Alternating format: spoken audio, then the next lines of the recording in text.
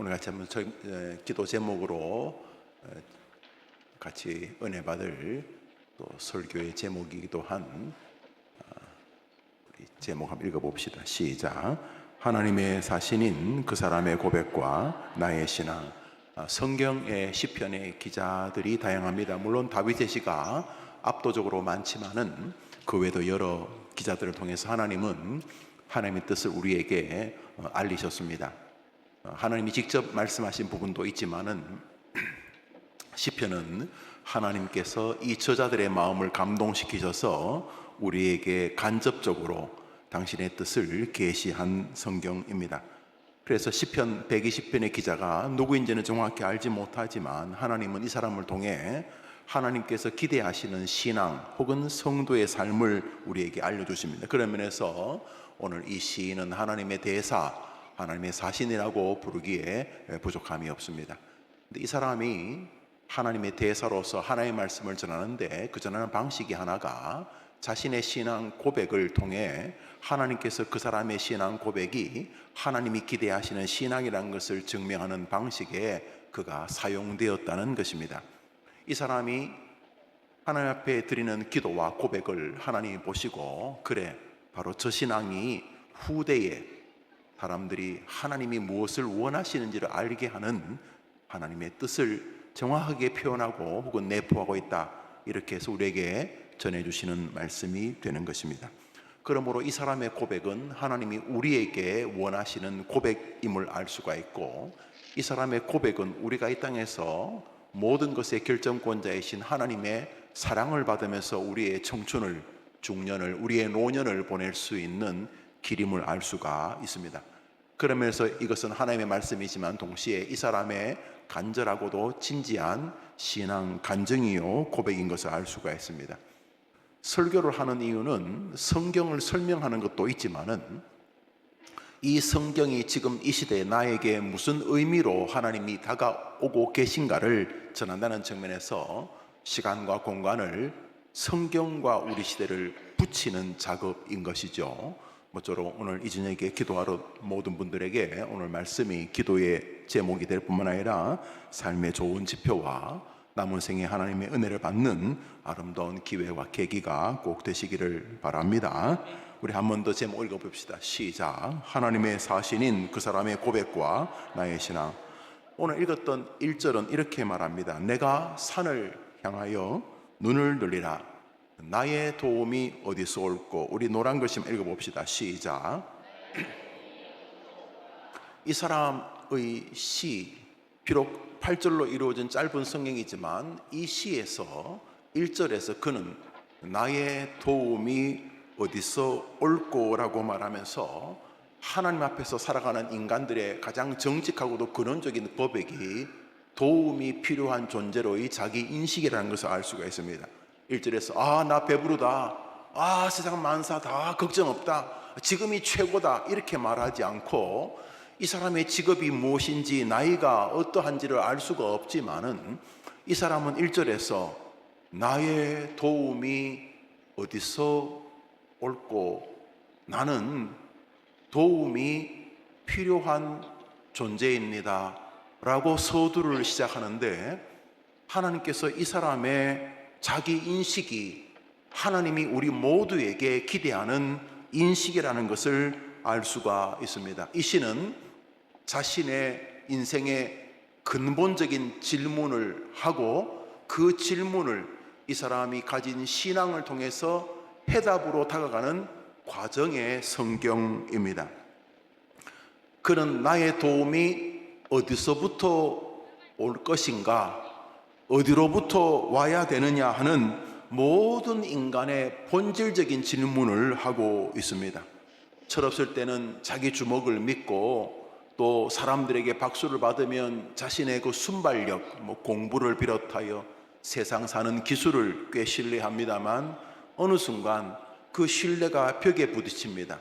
우선은 본인이 완전하지 않는 질병, 감기, 굉장히 허접한 질문 앞에서도 쉽게 넘어지는 존재라는 사실을 알게 되고, 이런 듯 하는데 가정, 자녀를 보면서, 부모를 보면서, 세상을 보면서 벽을 느끼게 되는 것이 인간이죠. 이 시인은 나의 도움이 어디서부터 올 거라고 질문하면서 인생의 도움은 선택 사항이 아니라 필수적 인생을 살기 위한 요소라는 것을 말해주고 있습니다. 다시 말해 따라합시다. 나는 인생을 살기 위하여 반드시 도움이 필요한 존재이다. 이 사람의 신앙 정체성은 이것입니다. 목사가 있습니다. 오늘은 또 여러 목사님들을 만나고 또 대접하는 그런 시간이 좀 있었습니다.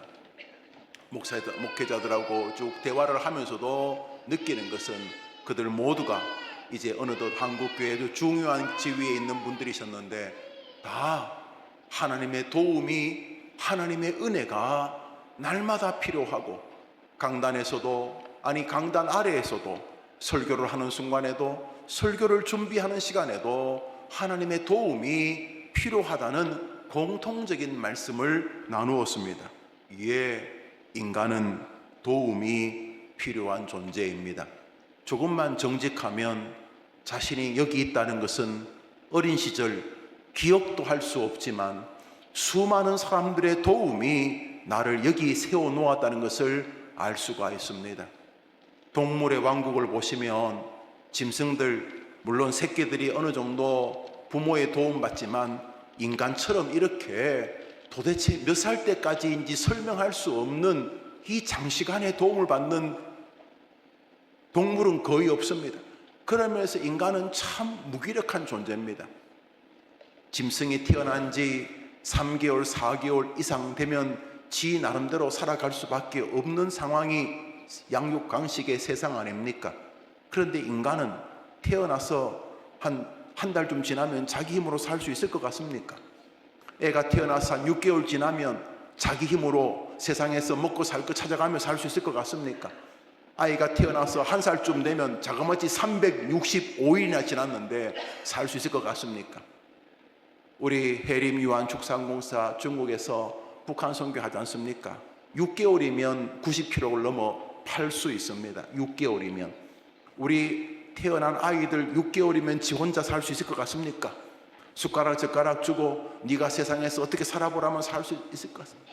여러분들이 여기 서 있다는 것은 여러분이 동의하든 동의하지 않든 여러분의 생애를 수많은 사람의 도움의 손길로 지탱되었다는 것에 여러분 자체가 증인입니다. 아이 목사님, 저는요 태어나면서부터요 하루 엄마 초유 먹고 이틀째부터 나 혼자 살았어요.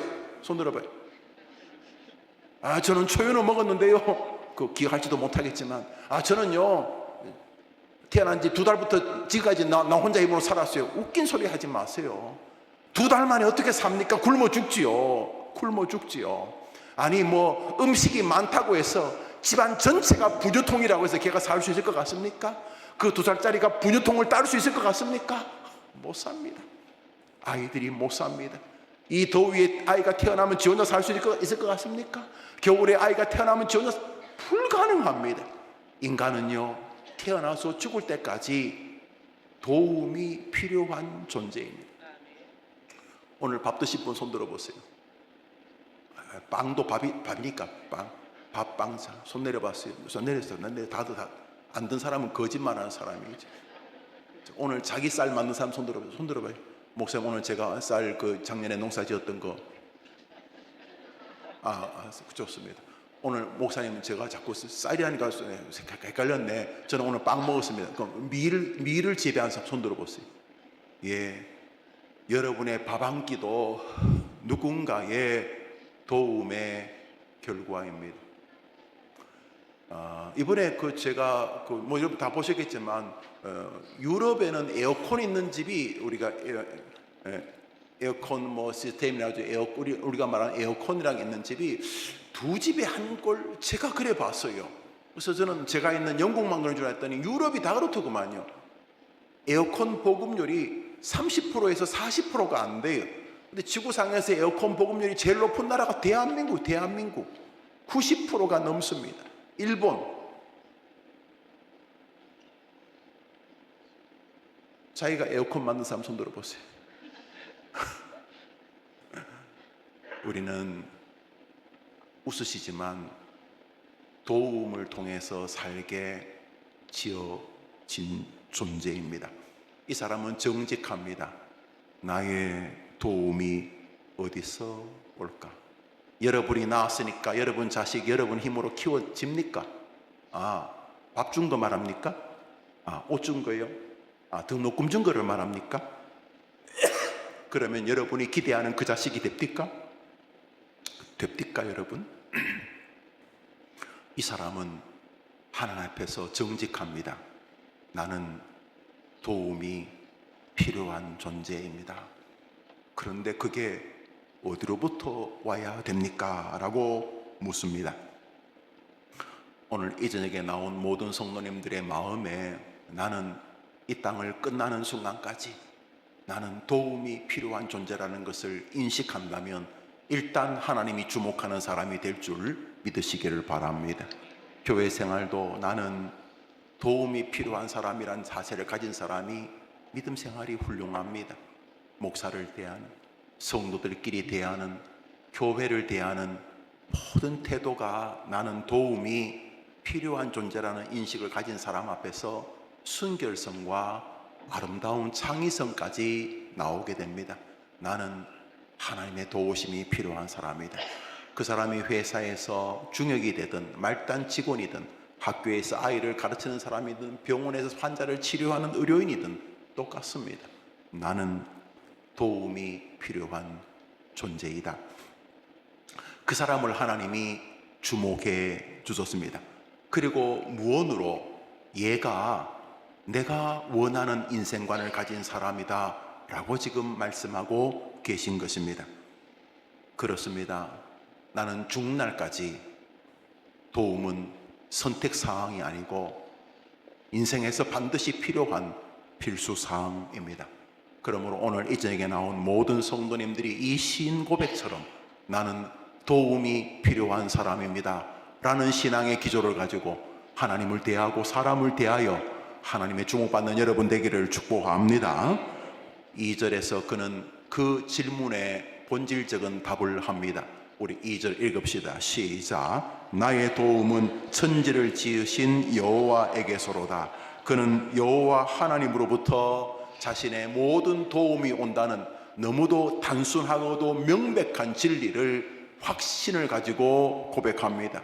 하나님께로도 오고 저거로부터도 오지 않습니까? 하나님께로부터도 오고 다른 곳으로 통해서도 오지 않습니까? 이렇게 말하지 않습니다. 어떤 건 하나님으로부터 오는데 하나님도 좀 능력도 부족하고 또 하나님도 바쁘시고 그러셔서 또 어떤 분야는 내가 알아서 하는 것 아닙니까? 이렇게 말하지 않습니다. 그는 나의 도움이 어디서부터 와야 하는가라고 말한 다음에 그는 신앙 고백으로 이렇게 말합니다. 나의 도움은 여호와 하나님으로부터만 오는 것이다. 여러분, 하나님이 이것을 좋아하시는 게 느껴지지 않습니까? 그렇다면 이상한 창의력을 왜 발휘합니까? 이게 최선인데, 이게 최고의 창조의 작품의 방식인데, 그러므로 우리도 하나님 앞에 가는 날까지 하나님의 도우심이 진실로 필요합니다라고 하는 마음과 몸과 생각과 입이 함께 이 사람처럼 하나님을 향하여 도움을 외치는 주의 백성들 되기를 바랍니다. 이 사람은 그런데 앞에 수식어처럼 하나님을 천지를 지으신 여호와라고 말합니다. 하나님을 설명하는 방법이 많지 않습니까? 사랑이 많으신 하나님, 자비로우신 하나님, 긍휼이 많으신 하나님. 그렇지만 이 사람은 나의 도움이 어디로부터 오겠느냐는 본질적인 질문을 외친 다음에 이 도움은 천지를 지으신 하나님으로부터 온다고 말하면서 그가 가진 하나님에 대한 생각은 천지를 지은 전능자, 무에서 유를 창조하시는 하나님이었던 것입니다. 교회 생활하면 좀 배웠다는 친구들은 자꾸 상식을 동원합니다. 그래서 그 잘난 지식 가지고 어쩌고 저쩌고 하면서 철학적 무슨 쩍쩍거리면서 하나님에게 전능성을 요청하면 좀 덜 떨어진 신앙 같고 어느 정도는 내가 하고 나머지 하나님이 좀 하시고 뭐 하나님이 이렇게 구차하고 이게 좀 뭐 거의 치졸한 이런 것까지 개입하시겠나, 이런 굉장히 지 나름대로는 똑똑하지만은 이 시인에게는 없는, 그게 바로 무식한 것입니다. 여러분, 천지를 창조했다는 말이 뭡니까? 우리가 생각하는 모든 것들은 유한 개념입니다. 있습니다. 땅이 있다, 하늘이 있다, 공간, 보이지 않지만 공간이 있다, 뭐 과거가 있다, 현재가 있다, 우리는 뭐 더 있습니다. 그죠? 그런데 천지를 창조했다는 말은 하나님께서 아무것도 없을 때, 시간이란 것도 없고 공간이란 것도 없고 우주란 것도 없고 아무것도 없는 곳에서 하나님이 천지를 창조하신 전능자인 것입니다.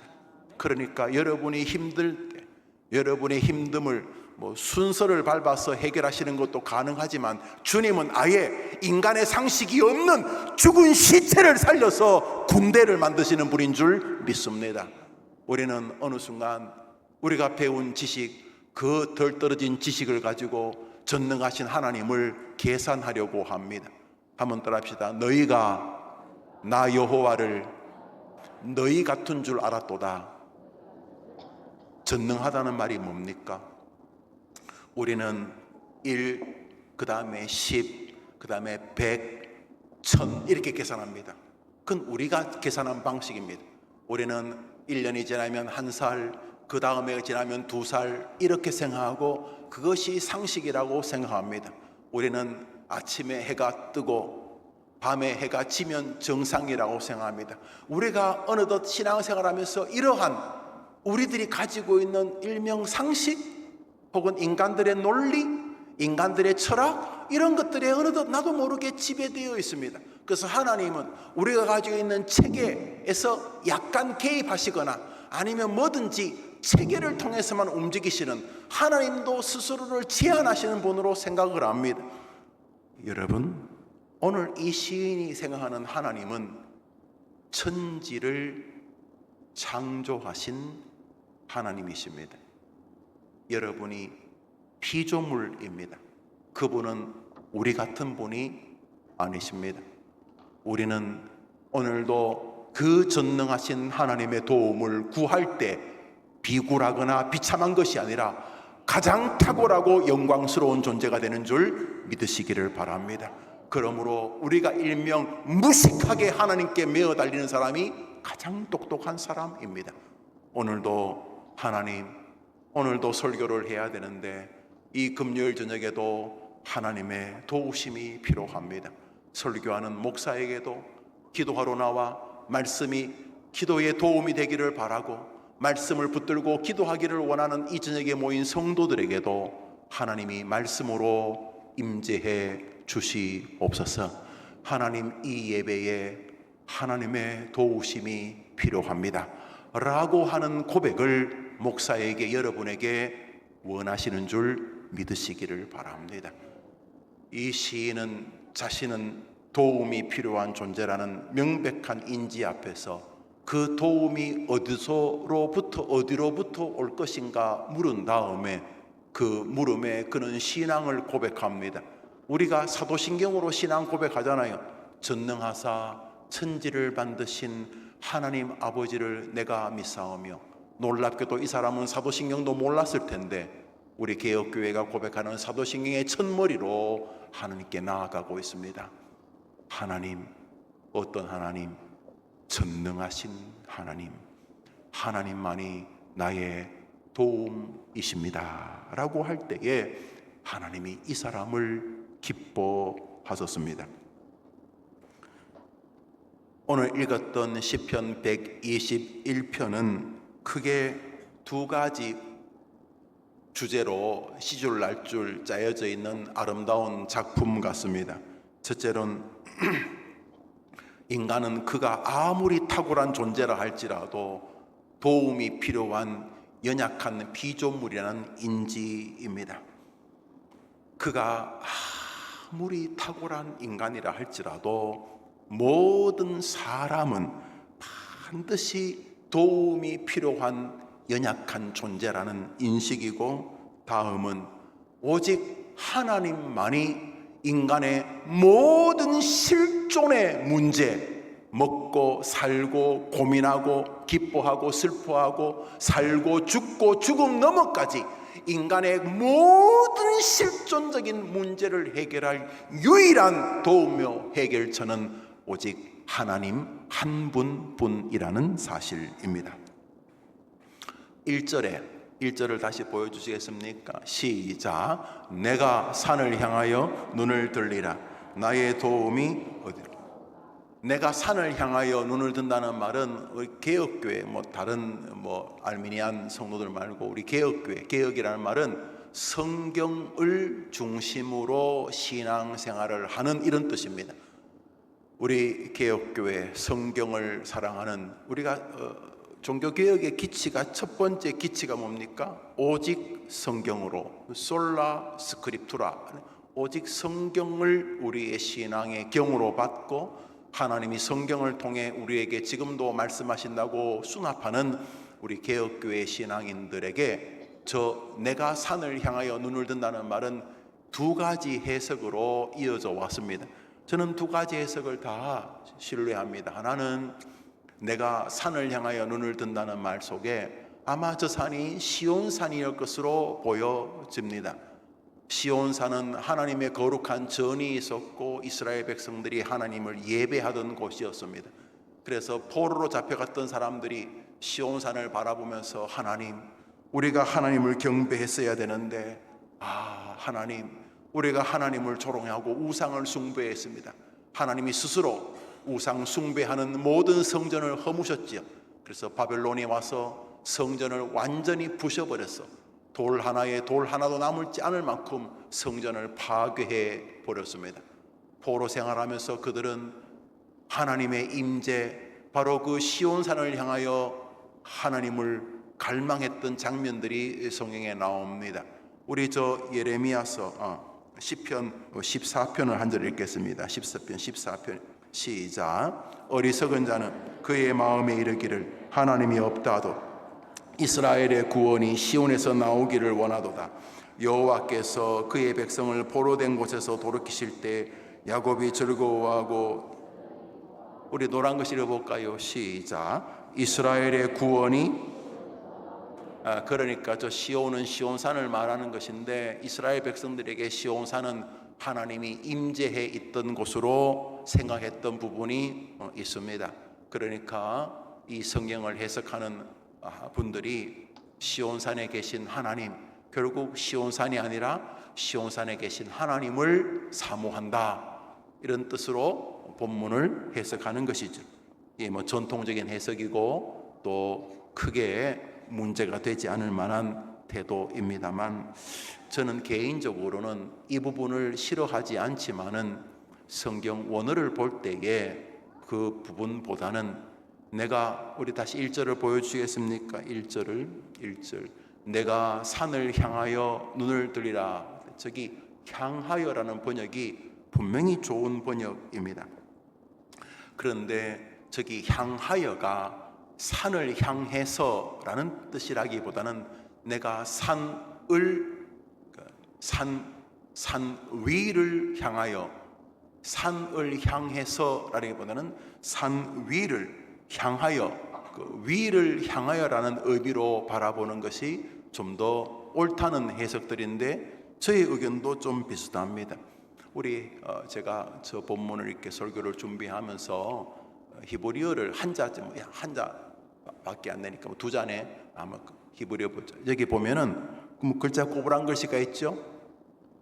꼬부랑 글씨가 있어요. 꼬부랑 글씨가 앞에 게 L이라는 단어인데, L이라는, 지금 우리 번역이 히브리어가, 우리는 왼쪽에서 히브리어가 오른쪽부터 이렇게 읽기 때문에 지금 방송실에서 저렇게 좀 이상하게 되어 있는데, 신학을 안 하신 방송에 계시는 분들이 앞에서 L, 향하여라는 L은 무엇을 향해서라는 단어니까 과거에 우리들이 해석했던 것처럼 시온산에 계시는 혹은 성전에 계시는 하나님을 향하여 눈을 뜬다는 의미로 해석하는 것도 나쁘진 않습니다만, 히브리어는 L이 아니라 R이라는 위를 향해라는 의미로 기록하고 있기 때문에 조금 더 저 본문을 충실히 접한다면 내가 시온산 위를 통치하고 계시는 시온산보다 더 든든하신 하나님을 향한다는 의미로 해석하는 것이 좀 더 그럴듯하지 않는가라고 생각을 합니다. 그러나 어느 쪽이든 똑같은 의미지요. 시온산을 바라본다는 게 아니라 시온산에서 그 성전에서 임재해 계신 하나님을 바라본다는 뜻이고, 산도 흔들리지만 산 위에 계시는 영원히 흔들리지 않는 하나님을 바라본다는 의미도 같은 의미이기 때문에 그저 일정한 해석의 한계가 있지만 양쪽을 다 수납할 만한 성경이라고 보여집니다. 이 말씀은 예레미야서를 또 참고할 때 그렇게 해석이 가능합니다. 우리 날주를 하고 있네. 오늘 설교를 보니까 예레미야서 3장을 한번 읽어봅시다. 시작. 작은 산들과 큰 산 위에서 떠드는 것은 참으로 헛된 일이라. 이스라엘의 구원은 진실로 우리 하나님 여호와께 있나이다. 예레미야서에서 산들에서 왔다, 그 산이 별로 중요한 게 아니다. 중요한 것은 하나님이시다라는 말을 하면서 산으로 하나님을 한계를 짓는 듯한 이미지로 성경을 보는 것을 좀 주의할 필요가 있다, 이렇게 해석하기도 합니다. 어느 쪽이든 저는 괜찮다고 생각을 합니다. 우리가 다 한계를 가진 인간이기 때문에 성경 한 구절도 제대로 이해하기가 어렵죠. 대신에 성경 전반에 우리가 날조하듯이 이 본문 또 이 본문 읽어가면서, 또 어제 읽었던 본문, 지난달에 읽었던 본문, 또 작년에 읽었던 본문, 이게 본문들이 서로 좋은 의미에서 우리 영혼 안에서 서로 디베이트도 하고 또 화학적인 영적인 반응도 일으키고, 그래서 이 성경을 저 성경으로, 저 성경을 이 성경으로 해석해 가면서 읽는다면 약간의 한계가 있다 할지라도 그 중심성의 변화가 없다면 저는 귀한 것이라고 생각을 합니다. 중요한 것은 인생의 도움은 하나님께 있다는 것입니다. 그러므로 우리는 나는 도움이 필요한 존재다. 삶을, 가정을, 자녀를, 인생을, 곧 다가올 늙음을, 질병을, 죽음을 멋지게 해결하는 길은 나는 내 스스로가 아니라 도움의 정점에 계신 하나님으로부터 가능하다는 믿음을 가질 때 하나님이 우리를 기뻐하신다는 것입니다. 우리 한번 따라합시다. 나는 오늘도 내일도 주님 앞에 서는 날까지 도움이 필요한 존재입니다. 하나님 앞에서 그렇게 사시면 여러분 자연스럽게 하나님 앞에서 겸손해지실 겁니다. 그리고 다른 사람 앞에서도 그렇게 힘든 겸손도 일부분 나오실 것입니다. 내가 도움이 필요한 존재라는 것을 아는 사람이 좀 겸손해지지 않겠습니까? 그죠? 오늘 본문 앞에서 우리는 우리의 존재와 해결자의 방식을 바라보게 됩니다. 우리 3절 4절을 읽겠습니다. 시작. 여호와께서 너를 실족하지 아니하게 하시며 너를 지키시는 이가 졸지 아니하시리로다. 이스라엘을 지키시는 이는 졸지도 아니하고 주무시지도 아니하시리로다. 저기 보면은 여호와께서 너를 실족하지 아니하게 하시며, 이렇게 이제 그는 고백합니다. 나의 도움이 어디서부터 오겠냐고 고백하던 시인은 이제는 1인칭을 2인칭으로 바꾸어서 마치 다른 사람에게 말하듯이 말하고 있습니다. 1절, 나는 도움이 필요한 존재입니다. 나의 도움이 어디로부터 오겠는가? 그는 치열하게 고민한 것 같습니다. 이렇게도 해보고, 내가 청춘인데, 내가 얼마나 머리가 좋은데, 우리 집안이 얼마나 대단한데, 이렇게 해봤나 봅니다. 그러다가 20살 때, 30살 때, 혹은 40살 때, 혹은 인생의 큰 쓴맛을 보고 60살에 70살에 인생의 도움은 천지를 지으신 여호와로부터 오는 것이다 라고 깨달은 것으로 보입니다. 그러면서 그는 그 감격스러운 고백이 자기 자식에게 하는 것인지, 자기 성도들에게 하는 것인지, 혹은 이제는 더 객관적으로 마치 연극에서 자기 혼자 중얼 듯이 마치 자신에게 타자가 말하는 것처럼 여호와께서 너를 실족하지 아니하게 하시며 이렇게 말하고 있습니다. 그래서 이 사람의 직업이 목동이 아니었겠는가? 제가 성경을 보다가 이 설교를 보다가 생각을 했습니다. 왜냐하면 우리가 다 실족합니다. 실족이라는 게 발이 미끄러져서 넘어지거나 넘어질 뻔하는 것이죠. 근데 이스라엘의 목자들에게 실족은 다반사였습니다. 왜냐하면 이 평탄한 길에서도 사람이 발목을 삐고 실족하지만은 이스라엘이 다 사막이지 않습니까? 사막이고 또 야산은 바위 덩어리고, 그래서 팔레스타인 지역으로 가보시면 모래도 많고 돌도 많고 작은 바위도 많고, 그래서 바위도 많고, 큰 바위에 숨기시고 바위가 부서져서 낙석이 되고, 그래서 산으로 다니면서 자갈이나 또는 바위나 이런 걸 밟으면서 목자들이 자주 미끄러지거나 혹은 잘못하면 큰 낭패를 봐 언덕으로 계곡으로 떨어지거나 했던 것으로 보입니다. 그러니까 이스라엘 백성들에게, 특히 목자들에게 이 실족하는 것은 다반사다. 자네 왜 그래? 왜 다리 저러? 지난번에 바위 잘못 밟았다가 그만 발목이 금이 갔어, 인대가 드러났어, 발목이 부러졌어, 그랬겠죠. 다윗이 사무엘 하에서 자신의 하나님을 고백하는 장면입니다. 다윗의 말이 시편에 많이 나오지만 시편 121편은 저자가 누군지 모릅니다. 보통 다윗의 시면 다윗의 시 이렇게 말하지만 120편은 누군지 잘 모르지만 다윗 냄새가 납니다. 우리 사무엘하 성경을 읽읍시다. 시작. 주께서 또 주의 구원의 방패를 내게 주시며 주의 온유함이 나를 크게 하셨나이다. 내 걸음을 넓게 하셨고 내 발이 미끄러지지 아니하게 하셨나이다. 여기 실족, 모트라고 하는 히브리어가 다윗이 즐겨 쓰는 단어였습니다. 비틀거리고 미끄러지고 넘어지는 것을 말합니다. 그런데 이 시인에게서 아주 재미난 것은 천지를 지으신 하나님과 자기 발목 삐는 것을 연결해 두었습니다. 우리 하나님은 워낙 바쁘시고 또 큰 일만 담당하시니까 우주를 통치하시고 우리나라를 통치하시고 심지어 우리 가문을 통치하는 것까지는 내가 보기엔 무슨 하나님이 내 발목 삐는 것까지 챙기실까? 근데 이 시인은 전능하사 천지를 지으신 하나님이 어떤 하나님이냐면 자기가 양을 치다가 이 모래나 바위를 잘못 디뎌서 이 발목이 삐는, 발목이 이렇게 미끄러져서 발목이 다치는 것까지 개입하시는 하나님이라고 이야기를 합니다. 우리 다시 한번 읽어봅시다. 주께서, 시작. 주께서 또 주의 구원의 방패를 내게 주시며 주의 온유함이 나를 크게 하셨나이다. 내 걸음을 넓게 하셨고.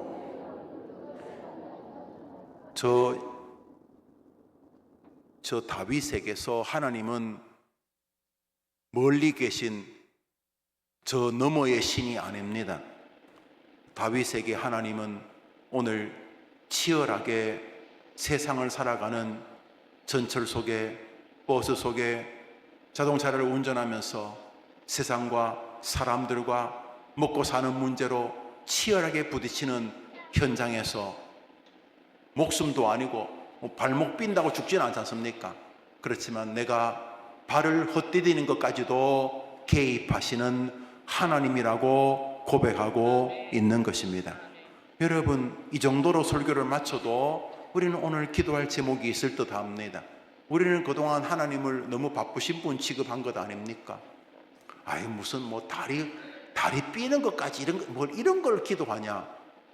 나의 도움이 어디로부터 올 것인가?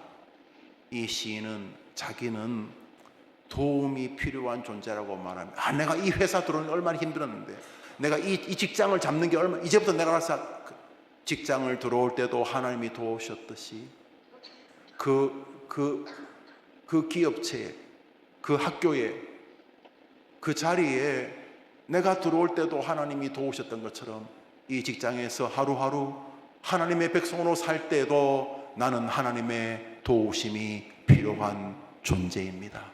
하나님 저를 도와주시옵소서. 그러면 성경됩니다.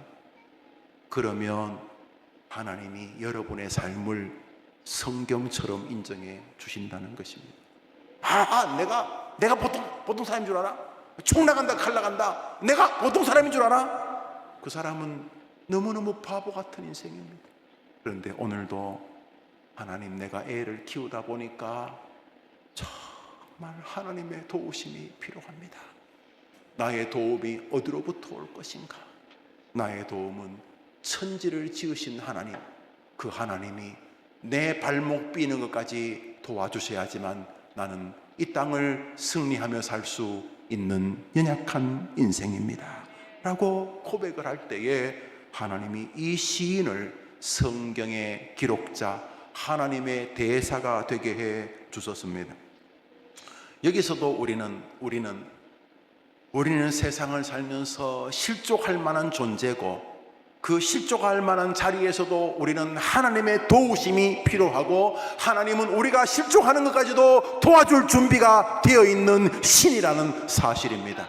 이 두 가지, 나는 실족할 존재고, 그리 전능하신 하나님은 이 내가 실족하는 것까지도 도와주실 준비가 되어 계신 하나님이시다. 오늘 본문은 그 말을 반복하고 있는 것입니다. 우리 5절 6절을 읽겠습니다. 오늘 시편 121편을 같이 상고하며 기도합니다. 시작. 여호와는 너를 지키시는 이시라. 여호와께서 내 오른편에서 내 그늘이 되시라. 낮에 해가 너를 상하게. 본문은 하나님이 우주 이스라엘만이 아니라 한 이름 없는, 이름도 없잖아요. 뭐 다윗 같은데 이름 없으니까 모르겠는데 이 사람이 한 명이잖아요. 복수 두 명도 아니고 단수지 않습니까? 하나님은 오늘도 자신이 도움이 필요한 존재라는 사실을 인정하고, 그 도움이 하나님으로부터 온다며 자신의 걸음걸이 한 걸음 내딜 때마다 실족할 수밖에 없는 자기임을 알고, 그 전능하신 하나님 앞에 도움을 구하는 자를 지키실 준비가 되어 있는 분인 줄 믿으면 한번 아멘 해 보십시오. 그러니까 하나님을 너무 멀리 계시게 하지 마십시오. 여러분 스스로 생각해서 하나님이 바쁘신 분인데 뭐 이런 까지 챙기시겠나? 그러지 마십시오. 이 사람은 하나님을 자기를 지켜주시는 분이라고 말하는 이유가 자기는 도움이 필요하기 때문입니다. 아마 이 사람은 자기를 양으로 보는 것 같습니다. 양은 사실은 자기를 보호할 것을 아무것도 가지지 않는, 지구상에서 거의 유일한 존재처럼 보입니다. 뭐 개미는 땅이라도 팝니다. 뭐 비슷하게 생긴 염소는 뿔이라도 있습니다. 뿔이라도. 토끼는 달리기라도 합니다. 여러분 양 뛰는 거 보셨습니까? 이렇게 유럽을 다니다 보면, 중국을 다니면 한 동산에 산에 저 멀리서 흰 점들이 있습니다. 안 움직여요. 약간 움직이는 것 같은데 가보면은 양이 그럼 하루에 한 5m 걸을까? 진짜 목동이 끌지 않으면 양이요. 양 달리는 거 보셨습니까? 토끼는 자기보다 센 녀석 피합니다. 양은 불가능. 표범 원숭이는 나무 위로 올라가. 양이 불가능합니다. 양 발톱 보셨습니까? 독수리라도 쥐입니다. 땅을 파면 불가능. 양은 목자 없으면 죽은 목숨입니다. 그 양을 보면 지상에서도 별 시덥잖은 게 다 잡아먹지만, 하늘에 까마귀들이 양 머리에 상처가 있으면 까마귀가 쫓는데, 이 양이 이 까마귀를 쫓을 능력이 없다고 합니다. 이렇게 하면 저거 잡아먹었다 싶으면 그건 잡아먹히는 존재가 양입니다. 그래서 그는 오늘도 하나님께서 지켜주셔야 될 존재로 자기를 인지하고 있습니다. 뜨거운 팔레스타인 태양의 그늘은 생명선입니다. 햇볕에 계속 노출되면 열사병으로 죽습니다. 그는 하나님이 자신의 그늘이 되어주셔야 되고, 낮은 낮대로 고통이 있고 밤은 밤대로 보이지 않는 곳에서 고통이 다가올 수 있습니다. 위험이 다가올 수 있습니다. 그는 보이는 낮에도 위험이 있고, 우리가 보이지 않는 곳에서 위험이 다가오잖아요. 그러나 그는 말합니다. 주님은 나를 지키시는 분이시고 나의 그늘이 되어주시는 분이고, 대낮의 위험이나 한밤 어두울 때의 위험이나 추위의 위험이나 더위의 위험이나 하나님께서 나를 지켜주시기 때문에 나는 이 땅에서 승리할 수 있는 존재임을 믿습니다. 나는 도움이 필요한 존재라고 말해놓고도 그는 이렇게 5절 6절을 지나면서 자신 있게 말합니다. 나는 그 어떤 것도 해칠 수 없는 존재입니다. 1절에서 나는 도움이 필요한 존재인데 하나님이 나의 도움이시기 때문에 나는 이 땅에서 누구도 해칠 수 없는 존재입니다. 마지막 죽음조차 나를 이길 수 없는 것입니다. 그때도 하나님이 나를 지켜주시기 때문입니다 라고 이 사람이 고백할 때에 하나님이 우리 모두에게 이것을 성경으로 주심으로 해림교회 성도들아, 해림교회 청년들아, 해림교회 북한에서 온 복음통일 소만부 가족들아, 목사야 집사야 장로야, 내가 원하는 게 이것이다라고 말씀하고 계시는 것입니다. 결국 오늘 본문에서 이 시인이 가지고 있는 하나님과 관계는 목자와 양의 관계가 틀림없습니다. 그러니까 다윗 냄새가 납니다. 그러나 뭐 다윗이라고 말 안 하니 모르겠습니다만 우리 모두가 다 하나님을 자신의 목자로 알고 자신을 양으로 아는 세상에서 가장 유명한 시인, 여호와는 나의 목자시니 내게 부족함이 없다는 시편 23편의 다윗의 시, 바로 주님이 목자고 나는 양이라는 이 인지, 이 의식이 강단에서는 목사에서부터 회중들 모두가 붙잡는 하나님이 기뻐하는 사상이 되기를 바라시는 것입니다. 우리 목자 아닙니다. 우리 양입니다. 우리 위험 못 이깁니다. 지금 뭐 된 것 같지요? 그 잘된 게 하루아침에 잘못된 것과 붙어버리는 일들을 여러분이 겪으셨고 겪으실 것입니다. 나의 도움이 어디로부터 와야 되는가? 그는 오늘도 자기는 도움이 필요한 존재라고 말합니다. 어제 하나님이 도와주셨습니까? 고맙습니다. 오늘은요? 오늘 하나님이 도우셨습니까? 여러분 정말 복된 사람입니다. 그럼 내일은요? 어제의 신앙으로 내일을 이길 수 있는 사람은 아무도 없습니다. 오늘 또 주님의 도움이 필요한 존재인 줄 믿으면 아멘 해보십시오. 그 사람이 오늘 주님이 기대하시는 사람인 것입니다. 여호와는 나의 목자시니, 여기 주의 그늘이 되신다는 이 그늘이라는 첼이라는 히브리어는 방패를 뜻합니다. 다윗이 여호와는 나의 산성이요 나의 방패시니, 바로 그 방패가 첼입니다. 그늘을 말합니다. 하나님이 나의 그늘, 방패가 되어 주실 때만 우리가 이기는 줄 믿습니다. 목회도요 적들이 많습니다. 우리나라 목회자들을 보십시오. 목회자도 허접하고 부족하지만 여러분 목회자만 적이, 여러분도 믿음 생활에 적이 많습니다. 때로는 적이 밖에 있지 않습니다. 너희 원수는 너희 가정 안에 있다. 예, 자식이, 부모가, 형제가 적일 수도 있습니다. 우리는 또 내 자신이 적일 수도 있습니다. 그렇지만 하나님이 우리의 방패가 되어주시면 우리는 오늘도 이기는 줄 믿습니다. 여기 방패라는 말은 우리가 도움을 필요한 존재라는 거예요. 내가 센데 방패가 뭐 필요해요? 내가 방패란 말은 적들이 나보다 세고 적들의 무기가 어디로부터 날아올지 모른다는 것입니다. 사랑하는 여러분, 우리는 방패가 필요한 존재입니다. 그 방패의 이름은 여호와 하나님이신 것입니다. 여러분의 돈이 방패 아닙니다. 돈 많은 집은 뭐 자식들이 다 훌륭하겠네 그러면 아닙니다.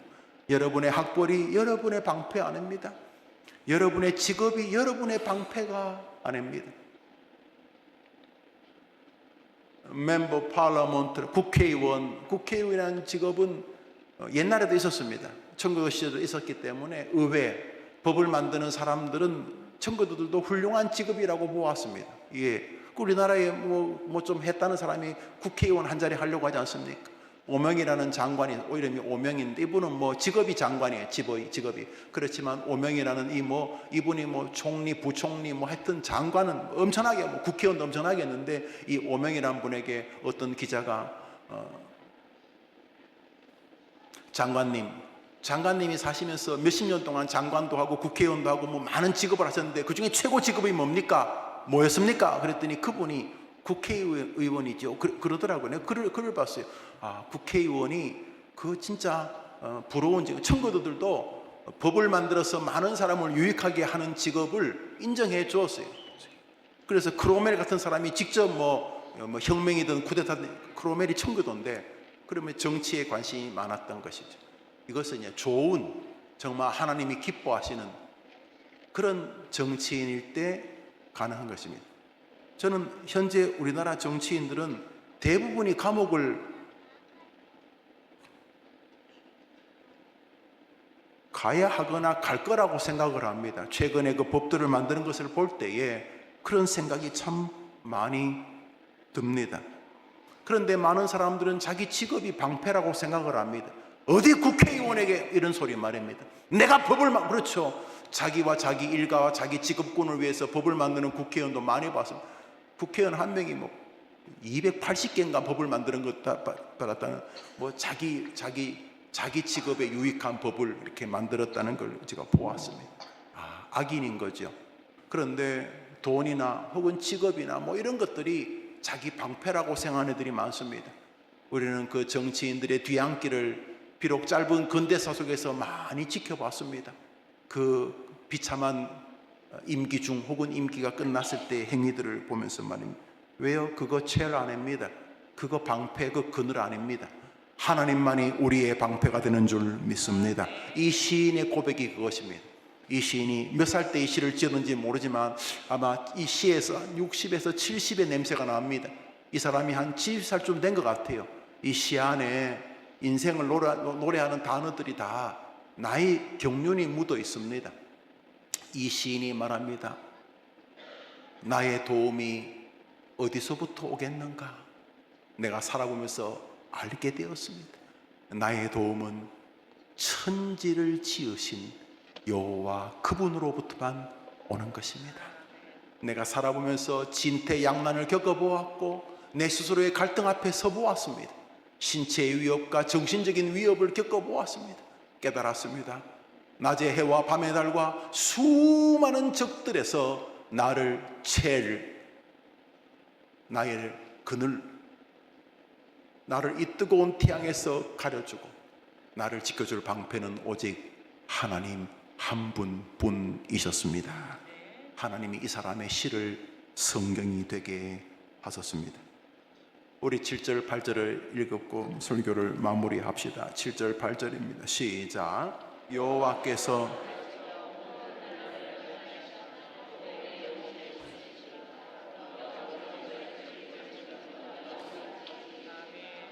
이 시인이 너라고 말하는 건 자기 자신이 틀림없습니다. 우리가 살다 보면 꼭 자기를 남처럼 말할 때가 있죠. 언제 그렇습니까? 실수했을 때. 그래서 이렇게 말합니다. 주먹 약간 이렇게 가운데 주먹 좀 올라오게 지어보세요. 이렇게 지어보세요. 그리고 자기 머리 박으면서 어이구 등신아. 이렇게 꼭 남 이야기하듯이 이 등신아 하듯이 우리가 힘들면 꼭 자기를 이렇게 객관화시킬 것처럼 아이고 등신아. 저는 진짜 자기가 자기 뺨 때리는 아가씨도 봤어요. 내 애인이 아니어서 다행이지.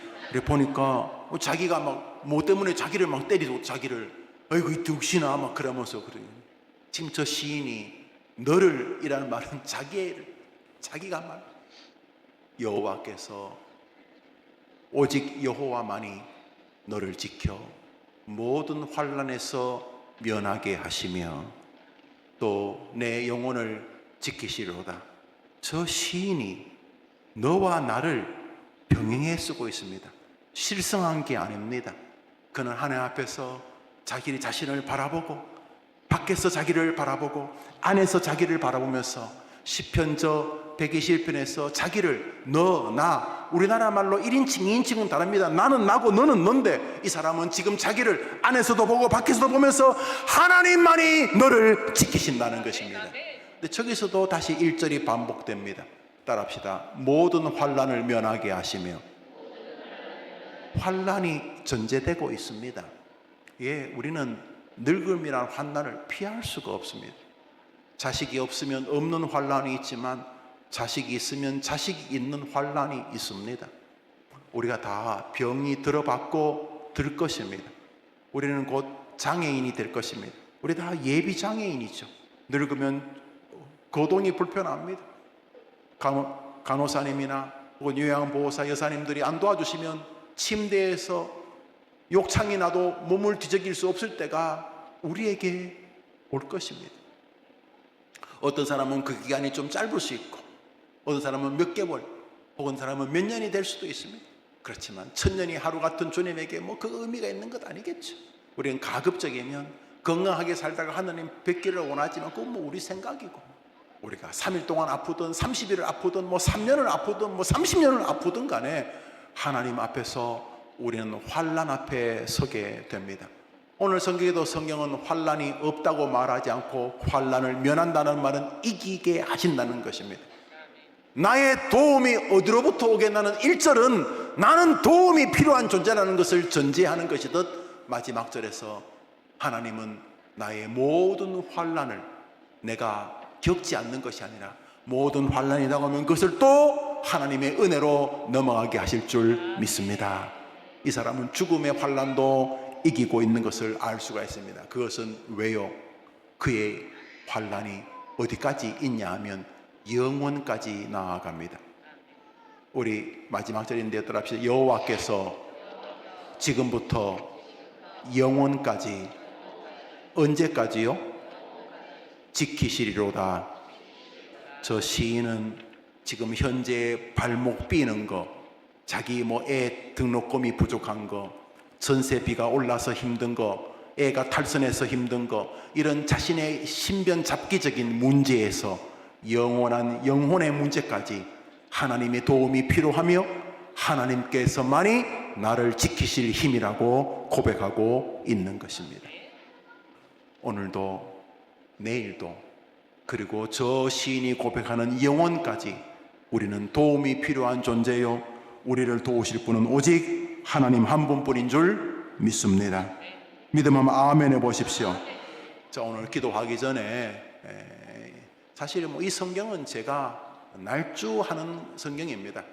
날주했던 성경을 이렇게 묵상하다가 여러분들하고 오늘 이 저녁에 날주의 한 장을 이렇게 같이 나누게 되었습니다. 여러분도 날주 하시겠죠? 예, 저도 이 날주를 합니다. 저는 이렇게 대학 시절부터 지금까지 날주를 하죠. 그러니까 성경과 함께 보내는 시간이 저는 행복합니다. 자, 오늘 날주를 했어요. 날주를 하면 청교도들은 오늘 읽었던 본문을 요약을 합니다.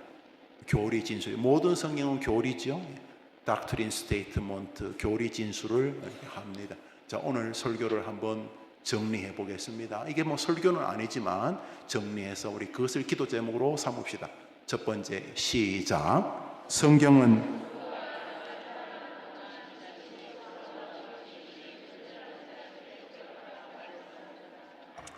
동의하십니까? 김 목사, 너 넘어진다. 너 내가 안 도와주면 설교도 설교 같지도 않고, 성도들 저 바쁜 시간 내서 교회 왔는데 배나 더 힘들게 만든다. 너 진짜 부족한 인간이다. 너 설교 많이 했지? 예, 제가 설교를 수천 편, 뭐 수만 편 얼마나 했는지 모르겠어요. 남들보다 또 주일날 좀 더 하니까. 그래도 안 된다. 김 목사, 김영우, 너 넘어지기 쉬운 존재다. 그래서 너는 기억해야 된다. 너는 넘어지기 쉬운 존재다. 너는 반드시 한계를 가진 존재다. 널 잊으면 안 된다. 우리 성도님들, 이게 자기 비하가 아니고 자기 인식입니다. 정직한 인식. 우리 1번 한 번 더 읽읍시다. 오늘 설교 들으셨으니까 1번 시작. 성경은 성도가 이 땅을 살아가는 동안 자신이 스스로가 넘어지기 쉬운 존재라는 사실을, 이게 얼마나 좋습니까? 난 넘어지기 쉬운 존재다. 여러 상황이 왔을 때 내가 말하다가 나도 넘어지고, 내 말에 내가 넘어지고, 이렇게 좀 좋은 일이 생겼는데 까불거리다가 이 좋은 것에 뒤통수를 맞아 부메랑이 될 수 있다. 돈이 없을 때 나 지금 넘어지기 쉽겠다. 내가 돈이 갑자기 많아질 때 나 넘어지기 쉽겠다. 사람들이 나를 좀 비아냥거릴 때 나 넘어지기 쉽겠다. 막 사람들이 나를 부러워하는 눈빛이 분명할 때 나 넘어지기 쉽겠다. 우리 애들이 막 어려울 때 내가 넘어지기 쉽겠다. 막 주변 사람들이 임자 애들 어떻게 잘 자랐어? 우리 애들이 막 칭찬받을 때 기쁘지만 나는 넘어지기 쉽겠다. 이걸 기억하고 살라라고 오늘 말씀하십니다. 동의하십니까? 예, 이 시인은 자기는 도움이 필요한 존재다. 나는 지금도 환난이 있는데 이 환난을 면하게, 이 환난을 넘어가기 위해서는 나는 도움이 필요하다 라고 지금 말하고 있다는 말은, 이 시인은 나는 넘어지기 쉬운 존재다, 이걸 머릿속에, 나는 이렇게 이제 사람들 웃기려고 말할 텐데, 내가 이 어색한 좌중의 분위기를 깨려고 이렇게 뭔가 말할 텐데, 나는 이렇게 말하다가 넘어지고 남에게 넘어지게 할 가능성이 크다. 또 내가 가만히 침묵하고 있으면 이 침묵 때문에 난 넘어지기, 끊임없이 나는 넘어지기 쉬운 존재다. 이것이 일단 하나님이 주목하는 목사 성도가 되는 길이죠. 두 번째, 우리가 지금 오늘 설교를 정리한 것은 기도하기 위함입니다. 두 번째 진술입니다. 시작. 성경은 우리는 주님이 자신을 붙들어줘 넘어지지 않게 해주셔야만 한다는 사실을, 하여튼 간에 넘어질 때에 내 무릎이 슈퍼 울트라 무릎이거나, 내가 탁월한 낙법을 배워서, 아니면 내가 내 주변의 바위를 다 깨트려서 모래를 만들어서 넘어지지 않는 게 아니고, 나는 이 세상에서 인간 허들, 사람이 벽입니다. 사람이 허들입니다. 사람이 바위입니다. 사람 때문에 그 사람하고 엉키다가 막 미끄러지고, 사람에게 웃다가 시작해서 또 넘어지고 그렇습니다.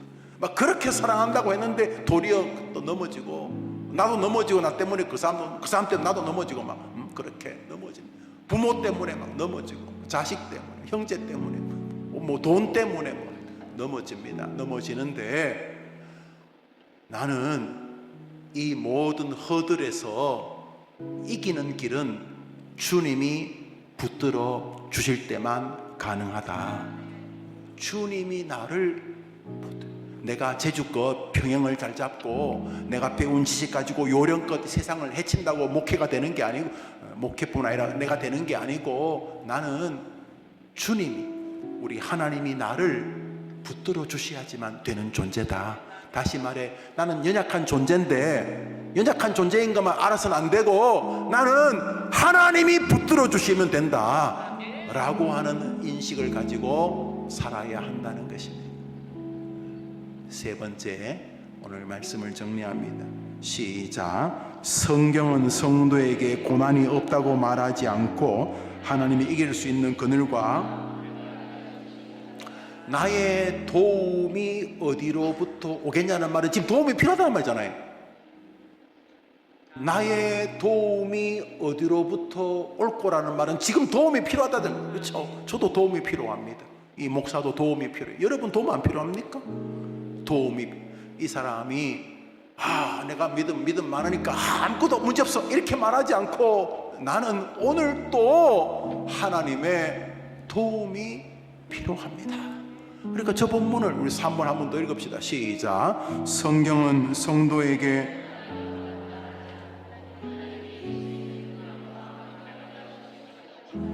자, 오늘 저 말씀 다 동의하십니까? 그럼 여러분 설교 잘 들으신 거예요. 예, 기도 제목으로 먼저 말씀과 함께 기도하겠습니다. 네, 기도 제목입니다. 1.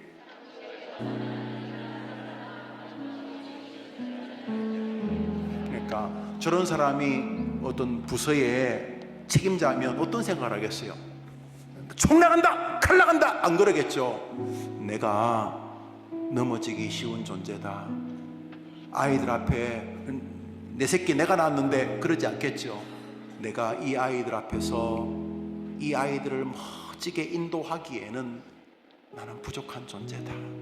그러니까 뭘 하더라도 이 성도의 기조 안에는, 이 목사의 기조 안에는 나는 넘어지기 쉬운 존재다. 그러니까 늘 계단을, 바다를 불 앞에서, 사람 앞에서, 성공 앞에서, 실패 앞에서 늘 나는 넘어지기 쉬운 존재라는 것을 기억하며 살겠지요.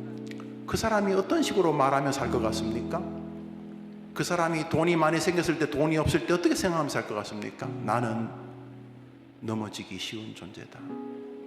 그래서 그는 성경이 뭐하라는, 무릇 주 앞에서 너를 낮추라, 그리하면 주께서 너를 높이시리라. 자연스럽게 넘어지기 쉬운 존재가 어떻게 살겠습니까? 우리에게 학생 가운데 심장에 약간 이상이 있는 학생이 있어요. 청소년부 안에 우리보다 심장 판막증, 그런데 그게 있으면 조금만 무리하면 입술이 파래지고 구멍이 나는데, 이게 어릴 때 수술하기도 좀 애매하고, 그래서 좀 지켜보고 이제 수술하고 그렇게 하는 그런 병이 있으면 애는 달리기 할 때 스스로 조심합니다. 잘못하면 몇 걸음 뛰면 호흡이 거칠어지기 때문에. 우리는 그런 존재입니다. 우리는 무슨 일이 있을 때 스스로 넘어지기 쉬운 존재인 것을 늘 기억합니다. 그런데 하나님이 그 사람을 딱 찍으신 이유의 출발이, 저놈이 자기가 도움이 필요한 노인이라는 걸 알고 있구나. 제가 딴 노인들은 뭐 고집만 세지고 그런, 쟤는 도움이 필요한 청년이라는 걸 알고 있구나. 쟤는 내 도움이 필요한 여인이라는 걸 알고 있구나. 이렇게 하나님이 기뻐하셨던 거죠. 오늘 이 저녁에 뭐가 어렵습니까? 하나님 앞에도 뭐 자존심 세우셔야 됩니까? 하나님 나 필요 없어요, 나는 내 혼자 할 수 있어요. 하나님 앞에서도 그러셔야 되는 겁니까? 혹시 지금까지 그렇게 살아오셨습니까? 삶 속에서 나는 이 땅을 살아가는 동안 넘어지기 쉬운 존재라는 사실을 기억하게 하옵소서. 여러분, 아름다우실 것입니다. 남은 생애가 늘 하나님하고 사랑의 발걸음이 될 것입니다. 넘어지기 쉬운 존재니까 마음의 손으로 늘 그분을 붙잡고 살 것이 분명하기 때문입니다. 목사들이 왜 넘어집니까? 사람들이 상석에 앉히고 박수치고 그러니까 넘어지는 것입니다. 내가 말이지 뭘 내가 하나님 안 도우시면 불면 다 사라지는 존재 아닙니까? 여러분은 어떻습니까? 오늘 이 저녁에 우리 젊은이들 자존심 상합니까? 나는 하나님의 도움이 필요한 존재라는 사실이 부끄럽습니까? 아닙니다. 이 사람은 나는 하나님의 도움이 필요한 존재입니다. 이 도움이 어디로부터 오겠는가? 날마다 그런 자기가 환난 앞에 있다고 고백합니다. 그러므로 이 환난을 넘어가는 길은 하나님밖에 없다는 것을 고백하는 것입니다. 두 번째 기도 제목입니다. 시작.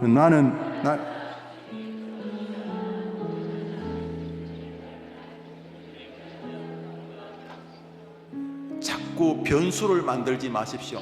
하나님도 되고 딴 것도 되고, 하나님도 되고 딴 것도 되고, 하나님 되고 학벌, 하나님 되고 디그리도 되고, 하나님 되고 돈도 되고, 하나님도 되고. 아닙니다. 하나님밖에는 도우리가 없는 것입니다. 나는 날마다 주님이 붙들어 주셔야 실족하지 않을 수 있는 존재임을 알고 날마다 주님을 의지하게 하옵소서. 여러분이 남겨진 축복의 순례길이 되기를 바라는 것입니다. 우리 세 번째 마지막 기도 제목입니다. 오늘 설교를 들으셨으면 뭐 기도 제목도 필요 없죠. 오늘 설교를 들으셨으면 그거 기도하면 되니까. 우리 세 번째 기도입니다. 시작. 다시 시작. 성경이 성도에게 고난이 없다고 말하지 않고 하나님이 그때 그늘과 방패여 주시겠다고 하신 것을 기억하고, 제발 입 튀어나와서 나는 끝났다 그러고 밑도 끝도 없는 원망, 죽은 부모에게, 현재 살아있는 부모에게, 자기 주변의 사람들에게, 혹은 자신의 인생에 너무 그렇게 원망하지 마십시오. 저 시인이 뭐랍니까? 저 시인의 밑바닥에 뭐가 있습니까? 아픈 게 아파요. 이 사람이 이래도 아팠고 저래도 아팠고, 이래도 길이 있고 저래도 길이 있다고 해봤겠죠. 그래서 깨달은 게 있어요. 없다는 거. 믿으리가 없구나. 오직 하나님밖에는 없구나. 성경이 성도에게 고난이 없다고 말하지 않고 하나님이 그 고난 중에서 그늘과 방패 되어 주시겠다고 하셨다는 것을 기억하고 날마다 고난을 만날 때 절망부터 하지 말고, 또 정상적인 일이 다가왔구나, 또 가슴 아픈 환난이 다가왔구나. 하나님, 저는 이거 또 요령껏 뛰어넘을 수 있는 존재가 아닙니다. 그러니 하나님이 지난번처럼 또 내 손을 잡고 건너가게 하여 주옵소서. 하나님이여, 나의 첼, 나의 그늘, 나의 방패가 되어 주시옵소서. 그러면 하나님이 시편 121편 기자를 주목하셨듯이 여러분을 주목하여 주실 줄 믿습니다. 우리 세 가지 기도 제목을 다 띄워주시겠습니까? 오늘은 여러분이 저 기도 제목이 인지될 때까지 눈 뜨고 눈 뜨고 이렇게 기도하다가도 눈 감고 기도하다가 저 성경 구절을 보면서 오늘 시편 121편, 물론 여러분의 목사가 날조한 것이지만 여러분들이 시편 121편을 이렇게 읽어보시고 들어보셨으니까 오늘 여러분이 그 시인이 한번 되어보시죠. 그 목동이 한번 되어보시죠. 저 사람은 자기를 양으로 보고 있는 것 같습니다. 그래, 오늘 저 김 목사가 설교한 것이 내 이야기인데 나는 그래 넘어지기 쉬운 존재인데 그걸 미리 고백했으면 이렇게까지 괴롭지 않을 텐데 마치 나는 내가 뭐 잘할 수 있는 것처럼. 그래서 하나님이 싫어하셨구나. 얼마나 하나님이 날 보고 참 비웃으셨을까. 야, 저 자식 저거 지가 뭐 잘하는 줄 알고 그러니까 내가 하나님 앞에 바보 같은 짓을 했구나. 그래, 하나님, 솔직히 말합니다. 저는 어제도 넘어졌고 오늘도 넘어지고 내일도 그냥 두시면 넘어질 것이 분명한 존재입니다. 이제부터 이거 기억하고 내 생과 삶을 이어가겠습니다. 그러나 주님, 날마다 주님이 붙들어 주시면 넘어질 수도 않을 수도 있고 넘어진다 할지라도 다시 일어날 수 있으니 주님, 이제부터 나는 도움의 출처 하나님만을 의지하며 살 것입니다. 마지막으로 고난이 없다고 말하지 않았다는 시편을 보면서 주님, 제가 저 집은 안 그런데 왜 우리 집은, 저 집 자식은 안 그런데 왜 저 집 남편은, 저 집 부인은, 저 집은 또 세상은 이렇게 내가 너무 바보 같았습니다. 주님, 오늘 성도가 고난이 없다고 말하지 않고 그 고난 속에서 나의 도움은 하나님뿐이라고 의지할 때에 하나님이 방패와 해결자가 되어 주셨사오니 앞으로 다가오는 기쁨과 고난도 저 믿음으로 살아가게 하여 주옵소서. 우리 첫 번째 기도 제목부터 기도합시다. 하나님, 나는 넘어지기 쉬운 존재였는데 아닌 척하고 넘어질 일이 다가오면 남들보다 더 억울한 것처럼 바보같이 원망하고 살았던 거 너무 죄송합니다. 예, 나는 넘어지는 게 당연한 인간이었습니다. 그 불면의 밤들, 그 가슴앓이, 그 속에 있는 자존심 상함, 억울함, 내가 너무 바보같이 살았습니다. 주님, 이제부터 저는 솔직할 것입니다. 나는 넘어지기 쉬운 존재인 것을 부인하지 않을 것입니다. 그래서 더 하나님을 의존하겠습니다. 우리 다 손을 들어봅시다. 눈을 감고 내가 한번 기도한다, 손을 감고 한번 기도로 시작한 다음에 또 기도 제목이 아슬하면 눈 떠쓰고 또 기도하시면 되겠습니다. 한번 더 합시다. 주님, 저 시인처럼 내 삶도 동일하였습니다. 앞으로도 저 시인과 동일할 것입니다. 환난이 다가올 것이고 여전히 도움이 필요할 것입니다. 그러나 오늘 말씀 들은 이후로 어제와는 다를 것입니다. 이 시편 기자처럼 살아 내게 싸우니 은혜를 계속 공급해 주옵소서. 우리 주여 한번 외치고 기도합시다. 주여!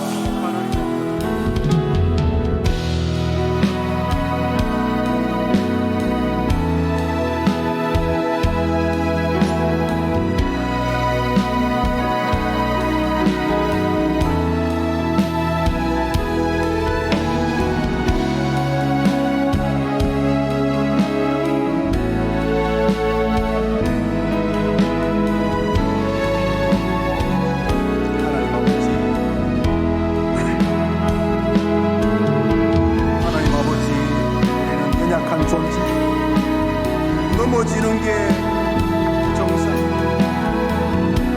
하나님 아버지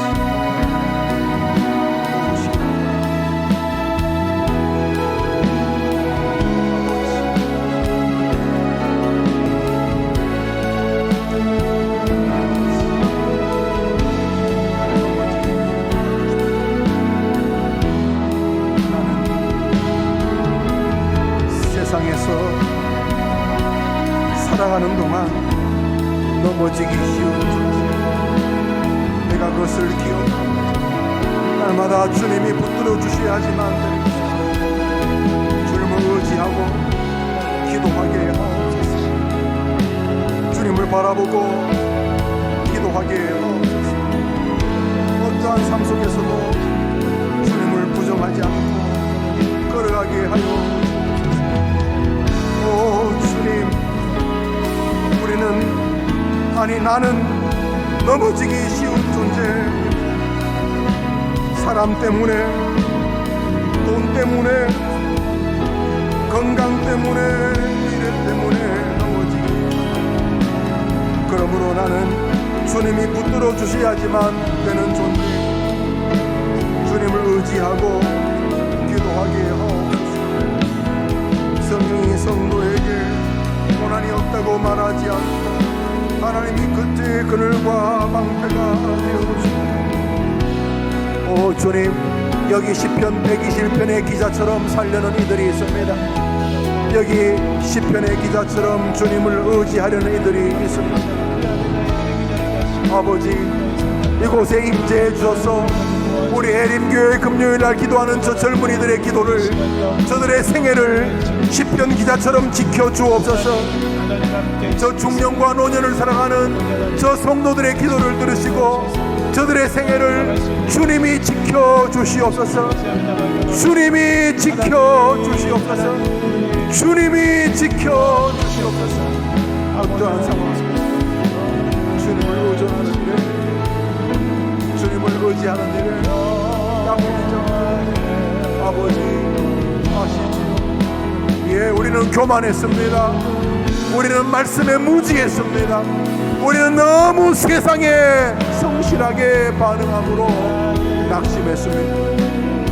더 주님 바라보고 더 주님 끊임없이 기도하면서 오시기를 원하는 이 밤에 나와 기도하는 우리 모든 성도들의 간구에 응답해 주옵소서. 주님, 우리는 약한 존재입니다. 우리는 약한 존재입니다. 그러므로 약하다고 말하고, 나는 넘어지기 쉬운 존재라고 말하고, 나는 하나님의 도움이 필요한 존재라고 말하고, 그렇게 믿음의 길을 걷게 도와주셔서 주여, 이제에게 기도하는 성도들에게 찾아가 주옵소서. 아버지 하나님, 나는 주님이 필요합니다. 나는 주님의 도움이, 나는 진실로 주님의 도움이 필요합니다. 하나님, 이 도움을 가진 사람이 여호와는 영원까지 나를 지킬 것이라고 하는 이 아름다운 고백으로 나아갑니다. 전 주 백성들 되게 하옵소서. 도우시옵소서. 아버지, 이 시인의 고백처럼 믿음의 길에 서게 하옵소서. 아버지 도우시옵소서. 삶 속에서 나는 이 땅을 살아가는 동안 넘어지기 쉬운 존재라는 사실을 늘 기억해. 나는 날마다 주님이 붙들어 주시겠지만 넘어지지 않을 수 있는 존재임을 알고 하나님 의지하고 기도하게 하옵소서. 성경이 성도에게 고난이 없다고 말하지 않고 하나님이 그때의 그늘과 방패가 되어주신다심을 기억하고 하나님께 나아가게 하옵소서. 아버지 도와주시옵소서. 눈을 들어 산을 보아라. 너의 도움 어디서 오나. 천지지신 너를 만드신 여호와께로. 하나님은 너를 지키시는 자, 하나님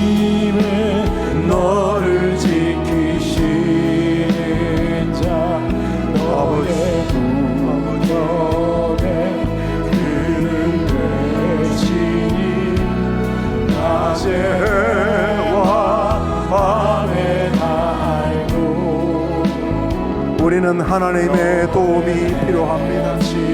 하나님, 오늘도 하나님의 도움이 필요합니다. 내일도 하나님의 도움이 필요합니다. 우리는 하나님이 도와주시고 지켜주시고 너를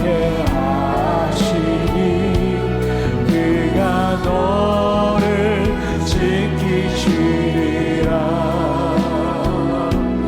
너의 주님 지키시리라. 눈을 들어 산을 보아라. 너의 도움 어디서 오나. 천지지신 너를 만드신 여호와께 눈을 들어 산을 보아라. 눈을 들어 산을 보아라. 너의 도움 어디서 오나. 천지지신 너를 만드신 여호와께로다.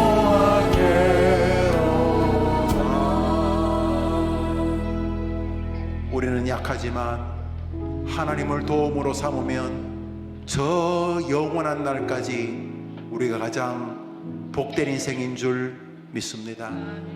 반대로 이 땅을 살면서 교만과 침체를 넘나든다면 우리는 불신자보다도 불쌍한 자들이 될 것입니다. 하나님을 의지하는 이 약한 백성 앞에 영광이 기다리고 있습니다. 나는 약합니다. 나는 날마다 압니다. 주님, 저는 넘어지기 쉬운 존재입니다. 아니, 넘어지고 있습니다. 이기는 길은 하나님이 나를 도와주시는 길뿐입니다. 하나님이여 나를 도와주시옵소서. 그 사람을 하나님이 영원까지 지켜주실 줄 믿습니다. 나라를 위한 구국 기도회와 개인의 기도를 드리고 돌아가겠습니다. 우리 시편 한 절 읽읍시다. 시작. 여호와를 자기 하나님으로 삼은 나라 곧 하나님의 기업으로 선택한 백성은 복이 있도다. 우리 민족이 저 복된 민족이 되게 해 주옵소서.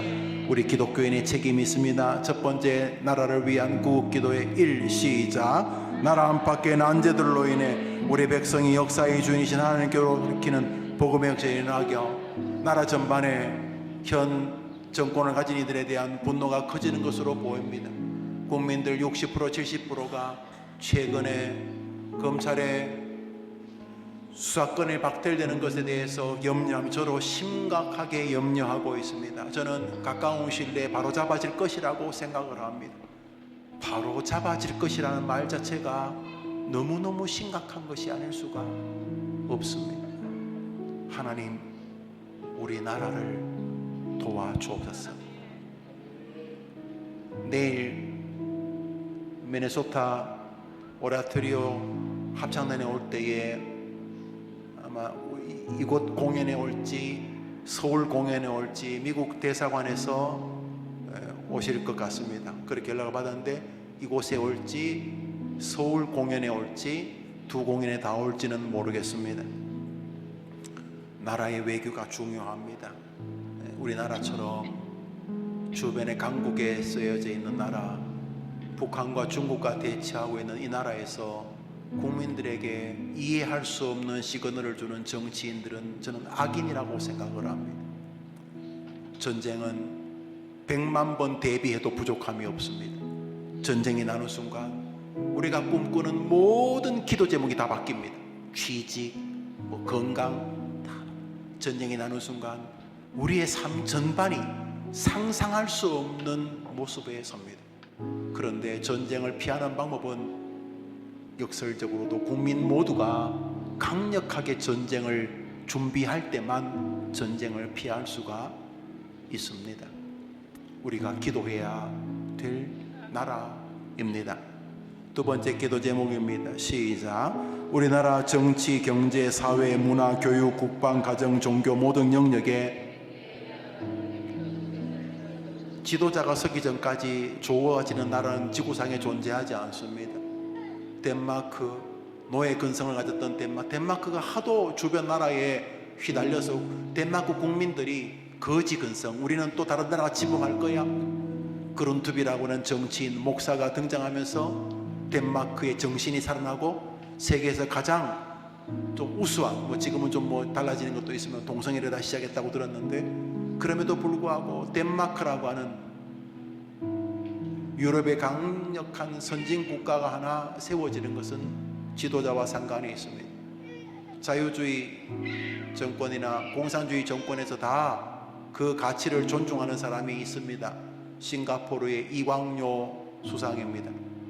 중국도 그 사람을 닮으려고 하고 일본이나 선진국도 닮으려고 하지요. 왜요? 그 사람에게 정치력, 리더십이 있었기 때문입니다. 거듭 말하지만 모세가 준비되기 전까지 출애굽은 영원합니다. 여호수아가 준비되기 전까지 가나안 입성은 불가능합니다. 그러므로 아무나 지도자가 되면 안 되는데 지금은 아무나 지도자가 되는 것 같은 시절이 되었습니다.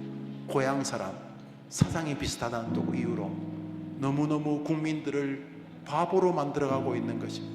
그럴 리가 없습니다. 그런 적도 없었고, 하나님, 정치만이 아니라 우리나라 모든 영역에 경제의 지도자가 애국적 관계로, 문화계의 지도자가, 종교계의 지도자가 애국적인 관점으로, 저는 타종교의 구원이 없다고 믿지만 타종교도 훌륭한 철학적 사상을 가진 종교는 존중합니다. 존중은 다른 것이죠. 나와 다르지만 존중합니다. 저는 불교계에도 훌륭한 지도자들이 나오기를 바랍니다. 자기들이 생각하는 신을 잘 섬기되 애국과 보편적인 국민들에게 유익을 주는 지도자들, 하나님 기도하라고 하셨으니 우리가 기도해야 하는 것입니다. 세 번째다. 시작. 동성애를 지지하는 차별금지법, 평등기본법의 발의와 제정을 막아주시고 하나님을 거역하고 국민들에게 피해를 주는 모든 악법 시도가, 지금 많은 법들이 좀 위험한, 아무리 생각해도 위험한, 국민들 60~70%가 반대하는 위험한 법들이 일당들의 유익을 위해서 만들어지는 것으로 추정이 되어집니다. 저는 길지 않은 시절에 바로 잡힐 것이라고 생각하지만은 그 피해를 고스란히 국민들이 보게 될 가능성이 큽니다. 우리가 기도해야 됩니다. 그게 나라를 사랑하는 것이기 때문입니다. 네 번째 기도입니다. 시작. 주께서, 한번 따라합시다. 주여, 자유민주주의가 지켜지게 하옵소서. 자유와 평등은 서로 같은 선에 있지만은 위험합니다.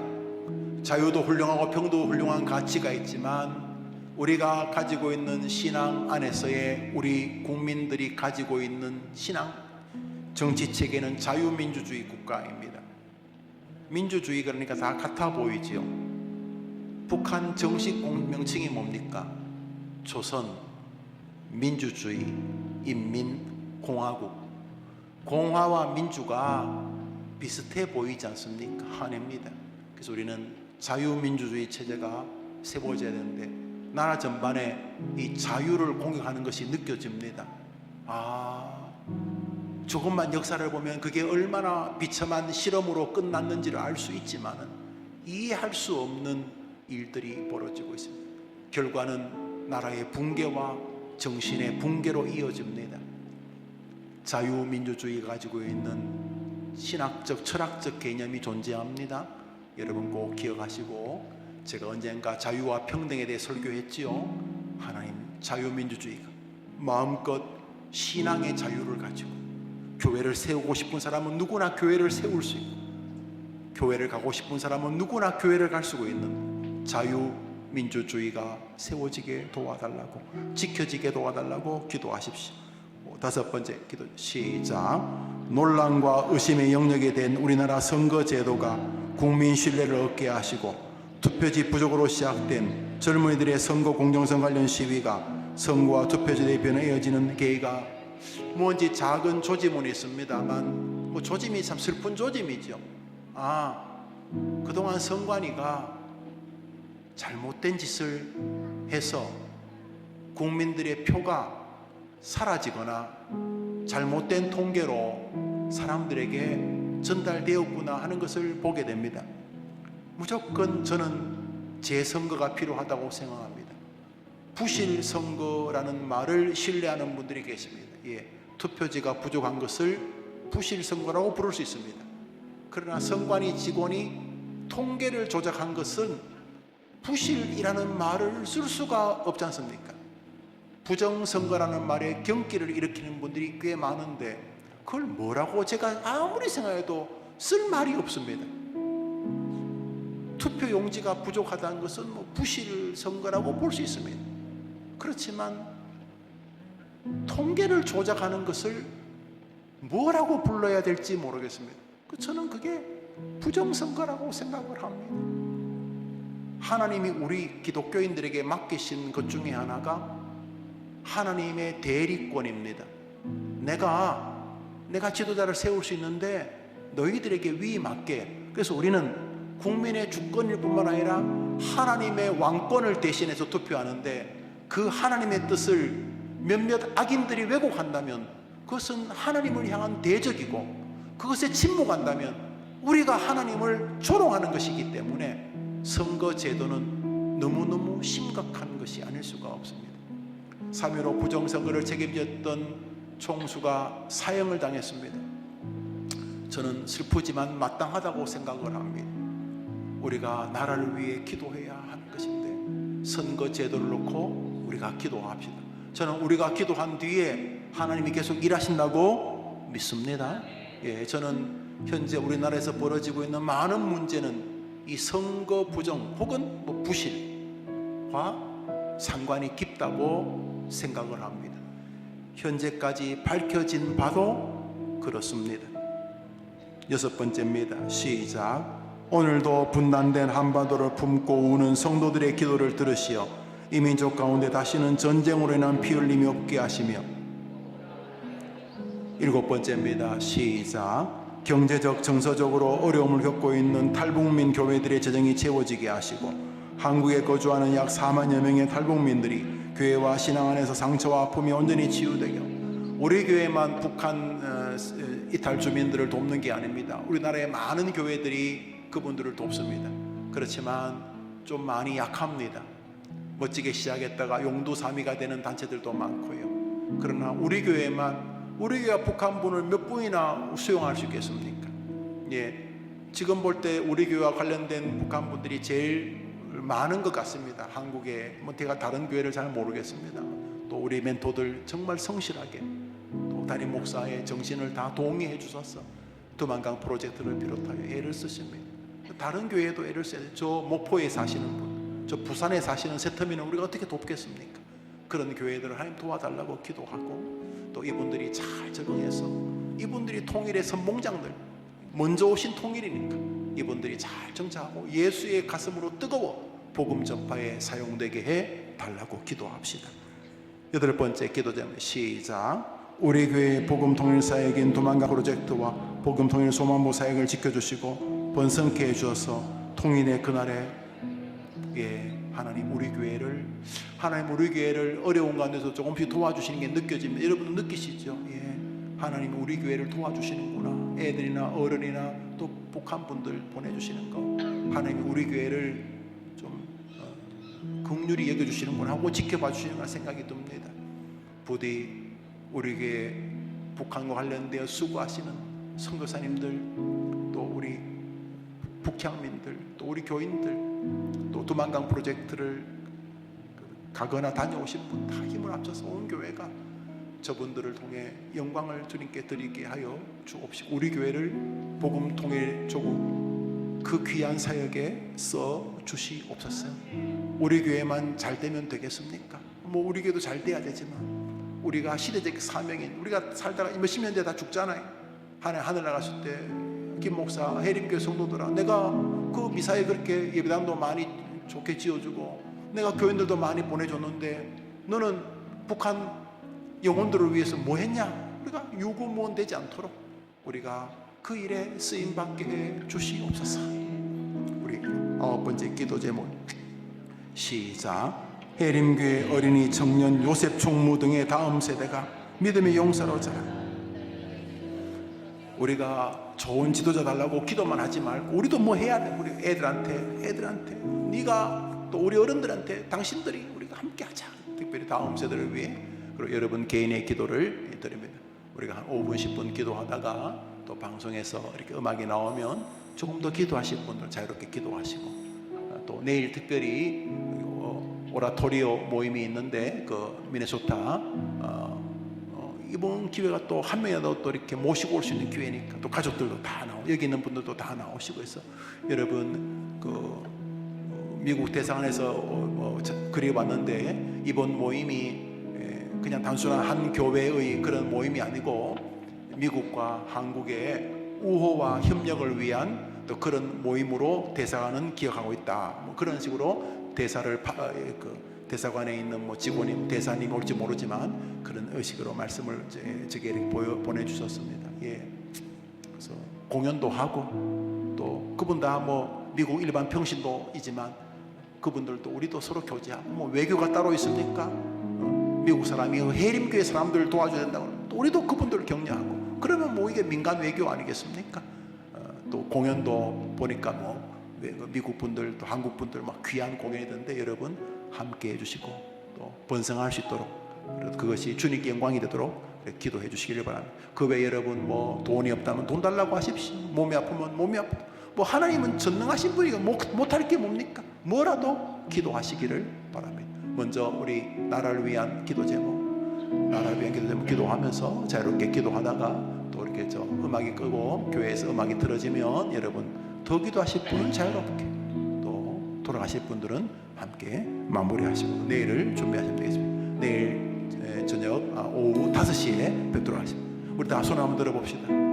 하나님 예수 믿게 해주셔서 감사합니다. 힘들 때도 과도하게 절망하지 않도록 기도할 수 있게 해주셔서 감사합니다. 이렇게 좋은 교회 주셔서 감사합니다. 우리나라 주셔서 감사합니다. 나라를 위한 기도를 들어주시고 저의 간구를 들어주옵소서. 우리 주여 한번 외치고 기도합시다. 주여 하나님 아버지 우리나라 대한민국을 도와주셔서 감사합니다. 나라 밖에 난제는 노리네요. 우리 백성이 역사의 주인이신 하나님께 우리나라 정치, 경제, 사회, 문화, 교육, 가정, 종교 모든 영역에 느헤미야 같은 지도자를 세워주옵소서. 동성애를 지지하는 저들을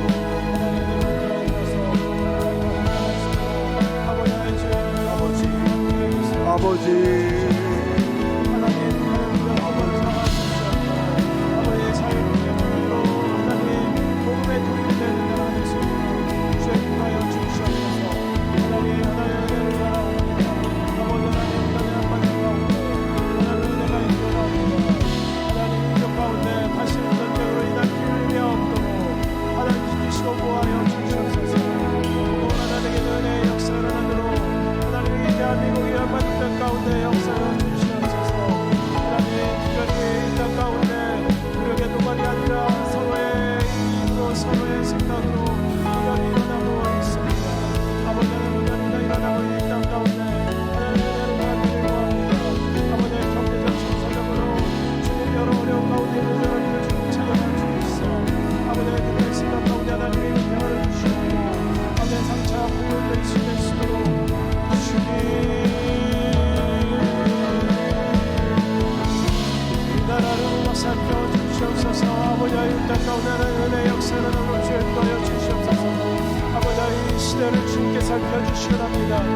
아버지 하나님 이 나라를 살펴주시옵소서. 이 민족 가운데 단신 전쟁으로 인한 일이 없도록 주님 인도하여 주시옵고 복음으로 말미암아 하나님 통일을 내릴 수 있도록 주님 도시고 인도하여 주시옵소서.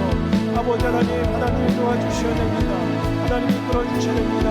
아버지 하나님 이 땅 주님 여러 선조들이 여러 신앙의 선조들이 아버지 하나님 주님께로 세워진 나라입니다. 아버지 하나님 주님 이 나라를 주님께서 뽑아 살펴 주시옵소서. 이 나라를 주에 인도하여 주시옵소서. 아버지 하나님 이 땅을 돕고 있는 어두운 영들이 주님 떠나가게 해주시옵고 어려운 한반도의 정세 가운데 하나님 이 고난의 시간을 통하여서 이 민족이 다시 주님 앞에 서게 하여 주시옵소서. 민족이 하나님 경외하게 도와주시옵소서. 하나님 신나는 믿음으로 다시 한번 일어날 수 있게 도와주시옵소서. 하나님 믿음을 회복하고 하나님 신나의 믿음으로 거듭되게 도와주시옵소서. 이 나라를 거룩한 나라로 아버지 하나님 이 나라의 서로를 존중하는 자비로운 나라로 세워주시옵소서. 한마음도 샷듯이 되는 나라가 되게 하여 주시옵소서. 특별히 아버지 하나님 젊은이들이 다시 교회로 돌아오게 하여 주시옵소서. 말씀으로 인해 청년들 통하여서 세계 속에 놀라운 역사가 이루어지는 대한민국의 교회가 되게 도와주시옵소서. 특별히 영적인 지도자들이 세워지기 원합니다. 아버지 하나님 성경적인 지도자들이 세워지게 해주시고 하나님의 부르심을 기억하고 거룩하고 순결한 나아갈 수 있도록 은혜를 내려 주시기 원합니다. 아버지 하나님 오늘도 주님께서 우리에게 나라를 위해서 일하시고 마음을 다사오니 아버지 하나님 이 나라가 어려울 때마다 생명을 깨우고 기도했던 믿음의 선조들 그 믿음의 선조를 세우신 아버지 하나님 예수 그리스도의 능력을 따라서 하나님의 백성들이 다시 부를 때처럼 일어나게 하여 주시옵소서. 이 민족을 위한 하나님의 꿈이 일어나게 도와주시옵소서. 교회의 주인은 오직 하나님이십니다. 사람이 교회의 주인이 되지 않게 하시고 교회가 세상을 위해 기꺼이 희생하며 양보하며 손해본처럼 하시고 아버지 하나님 교회가 이 세상을 섬길 수 있는 희생이 되게 하여 주시옵소서. 복음의 불모지였던 이 땅 가운데 선교사를 보내주셔서 아버지 하나님 복음으로 세워주시는 그 하나님의 놀라운 은혜가 다시 한번 주님 이 시대 가운데 일어나게 원하오니 주님 또 오시고 아버지 하나님 일하여 주시더랍니다. 주님 이 땅을 보고 살펴주시옵소서. 세계 선교를 감당할 수 있는 대한민국이 되게 도와주시옵소서. 세계 선교를 위해서 기도하며 선교사들을 사랑하며 성김으로 보내는 주님 대한민국의 모든 성도들에게 도와주시옵소서. 아버지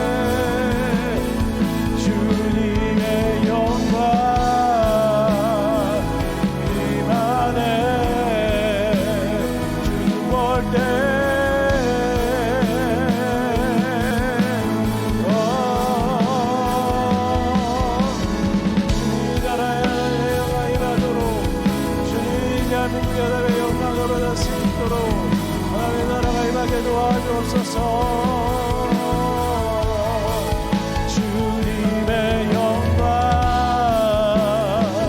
임하네. 주 볼 때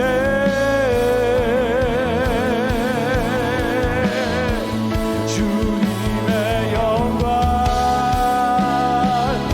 임하네. 주 볼 때